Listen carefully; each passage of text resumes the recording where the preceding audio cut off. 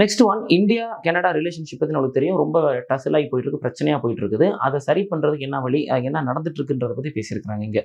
So bilateral relations between two democracies are low, ரொம்ப மோசமான கண்டிஷனில் இருக்குது. ஆனால் இந்த ஒரு சின்ன லோக்கல் பொலிட்டிக்கல் அஜெண்டாக்காக கனடா ஒர்க் பண்ணுறாங்க. ஆனால் அதனால் என்ன பண்ணுறாங்கன்னா, they are sacrificing much to gain from each other. ரெண்டு பீப்புள் டு பீப்புள் டைஸ் நல்லா இருக்குது, எக்கனாமி நல்லா இருக்குது, இவ்வளோ நல்லா இருந்தோம், ஒரு லோக்கல் பாலிடிக்ஸ்க்காக இதை பூரா வந்து கனடா வந்து இழக்கிறாங்க அப்படின்னு சொல்லியிருக்கிறாங்க. Now going back to Air India Kanishka bombing 1985, இந்த இஷ்யூ நடந்த போது எங்கே நடந்துச்சு? ஒட்டாவாவில்.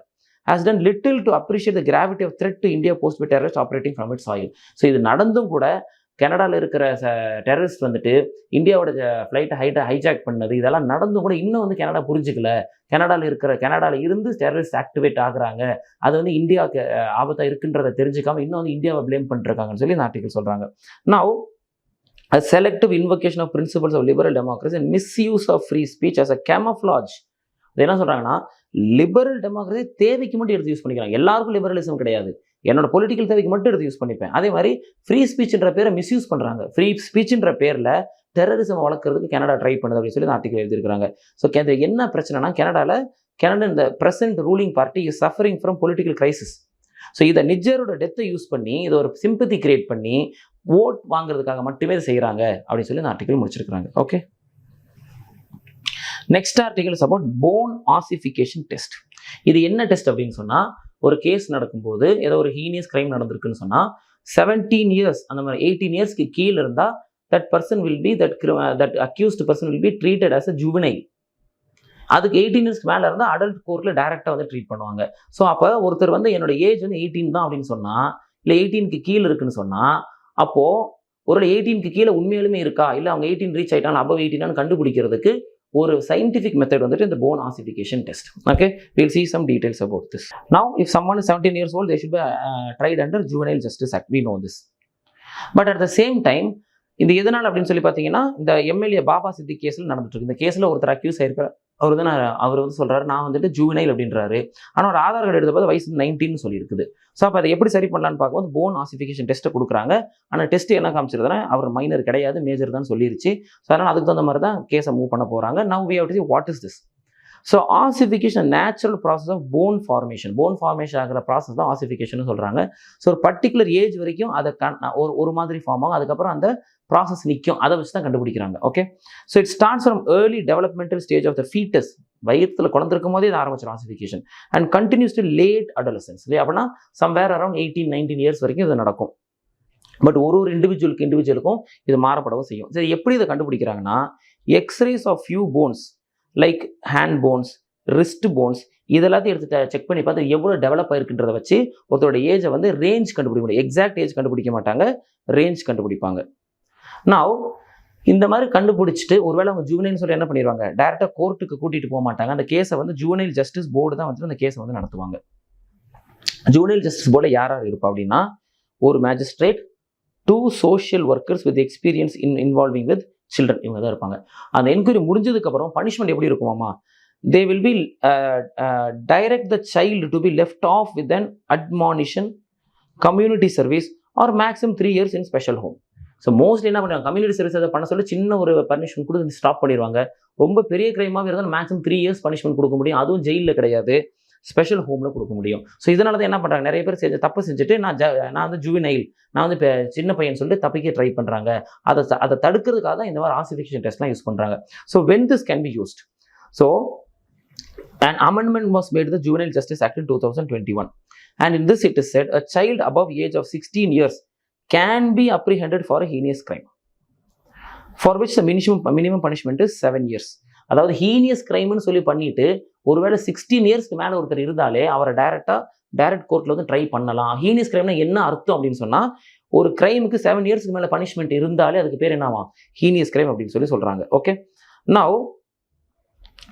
Now they will conduct a preliminary assessment with regard to his mental and physical capacity, whether they can commit this offense. இது எல்லாத்தையும் அனலைஸ் பண்ணிட்டு தான் இந்த ஹீனியஸ் கிரைமுக்கு 16 இயர்ஸ்க்கு மேலே இருந்தாலே அடல்ட்டை வந்து ட்ரீட் பண்ண முடியும்னு சொல்லி 2021 ஒரு அனலைஸ் பண்ணாங்க. ஏன்னா மோஸ்ட்லி ரேப் கேசஸ்க்காக இதை கொண்டுட்டு வந்தாங்க இந்த அமெண்ட்மெண்ட்டே அந்த டைமில். And now and the offense and the circumstances in which the allegedly committed the offense before deciding whether the child should be tried as an adult. So 16 இயர்ஸ்க்கு மேலே இருந்தாலும் அடல்ட்டை ட்ரை பண்ணலாம். ஆனால் சும்மா பண்ணிட முடியாது. அனலைஸ் பண்ணி எந்த சுச்சுவேஷன் க்ரைம் நடந்துச்சு, ஏன் நடந்துச்சு எல்லாம் அனலைஸ் பண்ணிட்டு தேவைன்னா அதை வந்துட்டு அந்த பர்டிகுலர் அக்யூஸ்ட் வந்துட்டு அடல்ட்டை ட்ரை பண்ண முடியும். And section 94 of junior justice act it says it is obvious based on appearance. அதாவது பார்த்தாலே சின்ன குழந்தைன்னு தெரியும், சின்ன பையன் தேவையில்லைன்னா they don't want any test, directly they can take them as junior. ஒருவேளை டவுட் இருந்துச்சுன்னு சொன்னால் ப்ராசஸை ஆரம்பிச்சிடணும். ஏஜை டிட்டர்மைன் பண்ணுறதுக்கு ப்ராசஸ் ஆரம்பிக்கணும்.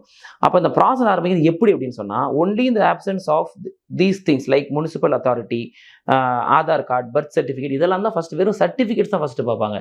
இந்த சர்டிஃபிகேட் வச்சு கண்டுபிடிக்க முடியலன்னு சொன்னால் தான் லேட் எங்கே போவாங்க, ஆசிஃபிகேஷன் டெஸ்ட்டுக்கு போவாங்க.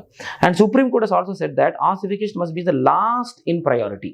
வேறு எந்த டாக்குமெண்ட்ஸுமே யூஸ் பண்ண முடியலன்னா லாஸ்ட்டை மட்டுமே இந்த ப்ரையாரிட்டி யூஸ் பண்ண ஆசிஃபிகேஷன் டெஸ்ட்டுக்கு போகலான்னு சொல்லியிருக்காங்க. And next one, variability in observing the maturation of bones could impact the accuracy of the test. அப்போ இந்த டெஸ்ட் ரொம்ப அக்யூரேட்னு சொல்ல முடியாது. அதனால தான் இது என்ன சொல்கிறாங்க, லாஸ்ட் ப்ரையாரிட்டியாக வச்சுக்கணும் அப்படின்றாங்க.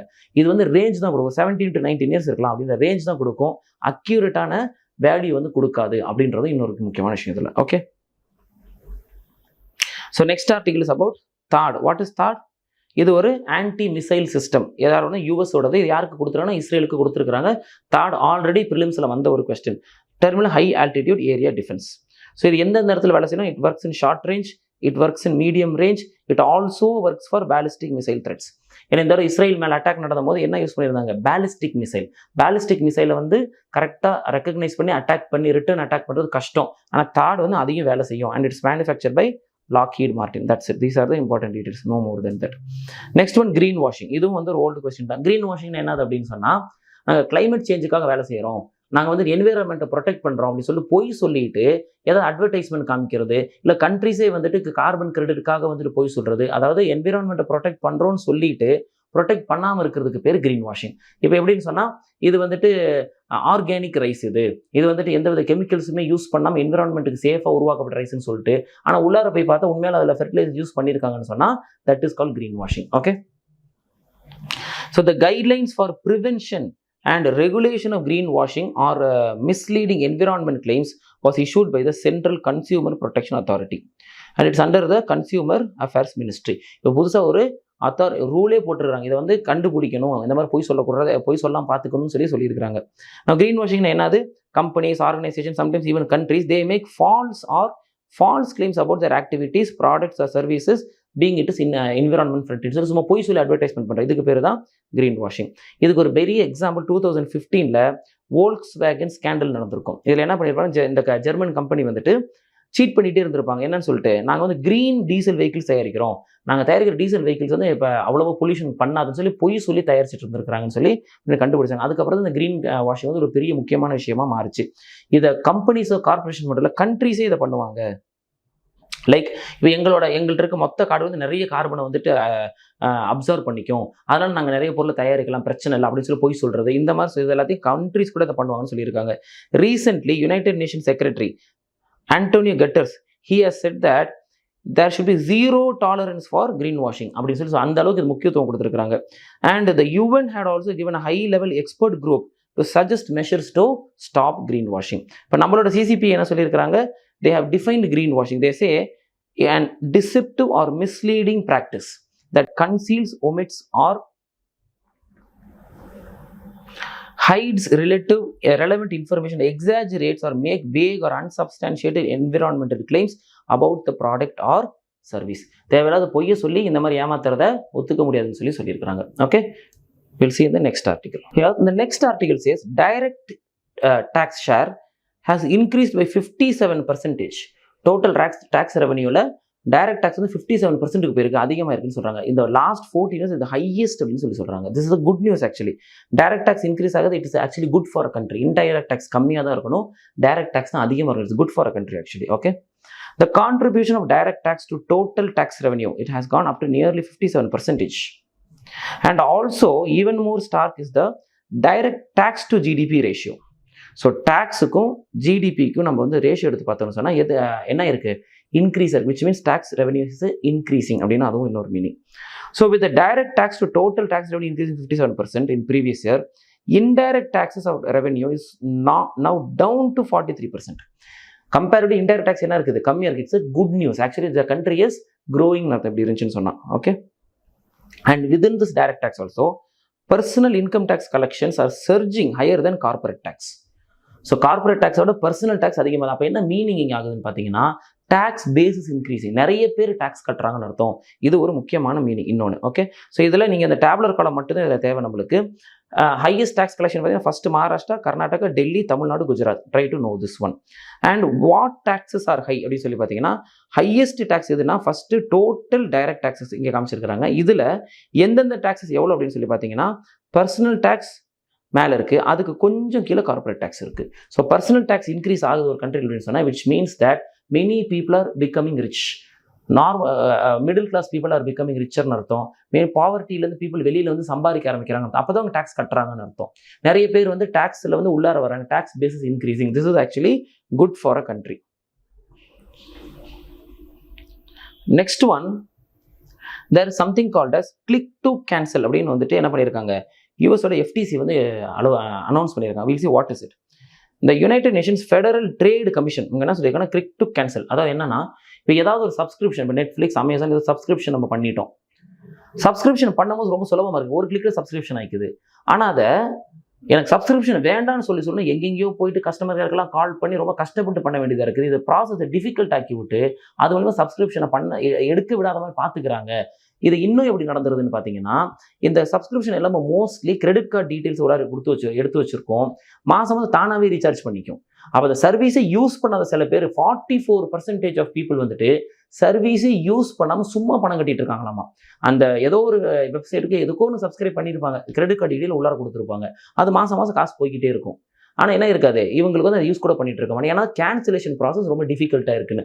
ஸோ அதுக்காக நிறைய கைட்லைன்ஸ் கொடுத்து வச்சிருக்காங்க. Companies cannot require people to talk to a live or virtual representative to cancel if they did not have to do to sign up. Sign up பண்ணும்போது யார்ட்டு கஸ்டமர் கேர்கிட்ட பேச வேண்டாம், ஐவிஆர்ட்டெல்லாம் பேச வேண்டாம், சும்மா கிளிக் பண்ணால் சப்ஸ்கிரைப் ஆகுதுன்னு சொன்னால், அப்போ அன்சப்ஸ்கிரைப் பண்ணுறது அப்படி தான் இருக்கணும். அதுக்கு நீங்கள் ஐவிஆருக்கு போய் கஸ்டமர் கேர் கால் பண்ணி, ஏன்னா அதை கால் பண்ணி இருக்கிற ஃபெட்டப் ஆகிட்டு என்ன பண்ணிடுறாங்களாம், அன்சப்ஸ்கிரைபே பண்ணாமல் விடுறாங்க. So this is a trick used by this companies to cheat people. Companies cannot charge extra for phone cancellation and must answer the phone or take a message during a normal business hour. இப்போ cancellation பண்ணுறதுக்காக phone call பண்ணுனா அதுக்கு extra காசு charge பண்ணக்கூடாது. Phone காலை கண்டிப்பாக எடுக்கணும், எடுக்காமல் இருந்து ஏமாற்றக்கூடாது. இதுவும் சொல்லியிருக்கிறாங்க.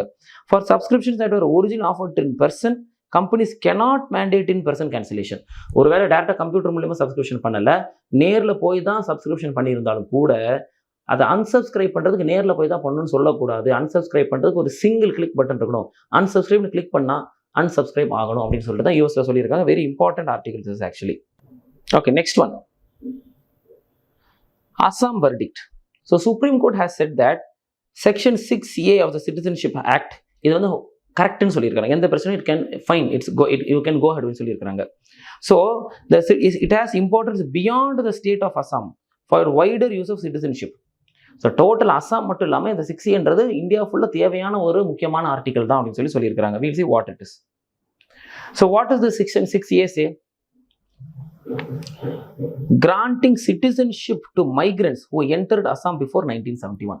இந்த செக்ஷன் 6A வந்து லேட்டர் சேர்த்துருந்துருப்பாங்க சிட்டிசன்ஷிப் ஆக்ட்ல. இது என்ன சொல்லுன்னா, 1971க்கு முன்னாடி பங்களாதேஷ்ல இருந்தால் மைக்ரேட் ஆகி உள்ளார வந்தவங்கலாம் வந்துட்டு சிட்டிசன்ஷிப் கொடுக்கலான்னு சொல்லியிருப்பாங்க. ஸோ இது எப்போ கொண்டு சேர்த்தாங்க அப்படின்னா,